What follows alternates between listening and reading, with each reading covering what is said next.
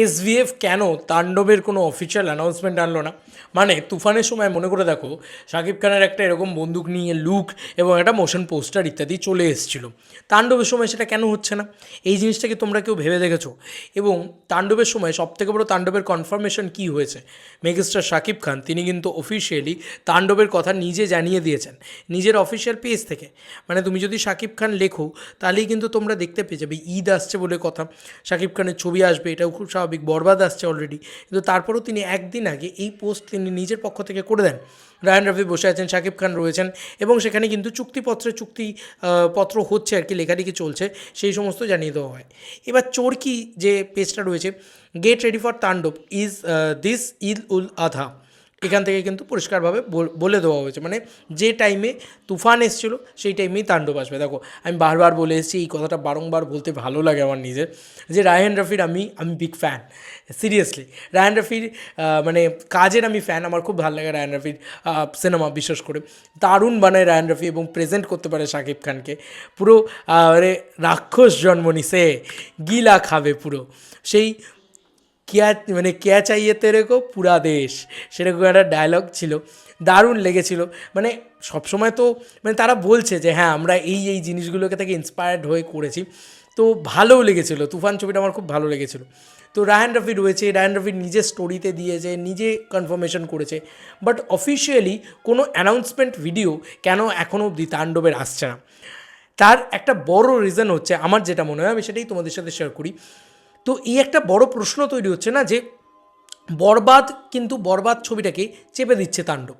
তাণ্ডব নিয়ে অনেকে অনেক আলোচনা করছে, তুমি আমাকেই দেখো, আমি তাণ্ডব নিয়ে বেশি এক্সাইটেড হয়ে যাচ্ছে, কারণ ওই যে বললাম রায়হান রাফি, ভাই রায়হান রাফি রয়েছে এবং শাকিব খান রয়েছে, এবং আবার সেই পুরনো টিমটা, আবার এসভিএফ, আবার আলফাই, আবার চর্পি, মানে এই পুরো বিষয়টা আবার আবার সেই সেই সেই মজাটা পাচ্ছি আবার, মানে আবার আমাদের মাথায় চলছে যে তুফান তুফান তুফান তুফান, মানে সেই তুফান, খুব ভয় পাইছি রে, সেই সেই মজাটা কোথাও গিয়ে আবারও আমরা পাবো মনে হচ্ছে।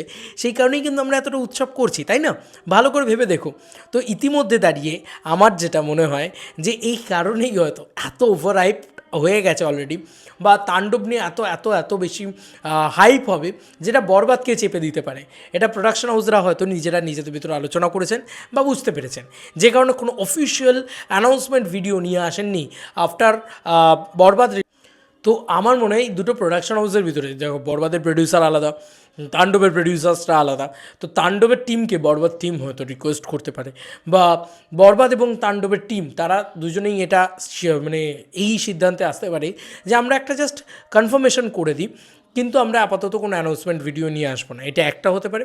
আদারওয়াইজ আমার যেটা মনে হয়, আমি দেখছিলাম সোশ্যাল মিডিয়াতে, ফেসবুকে অনেকে লেখালেখি করছে, কেন প্রোডাকশন হাউসরা কিছু জানাচ্ছে না, কেন একটা অফিসিয়াল অ্যানাউন্সমেন্ট ভিডিও আসছে না। আমার মনে হয় অ্যানাউন্সমেন্ট ভিডিও তৈরিও করা নেই এখনও অবধি আপাতত, তো সেই ভিডিওটা তৈরিও তো করতে হবে। সেই তৈরিটা হয়ে গেলে আমার বিশ্বাস যে তারা নিয়ে চলে আসবেন সেই অ্যানাউন্সমেন্ট ভিডিও।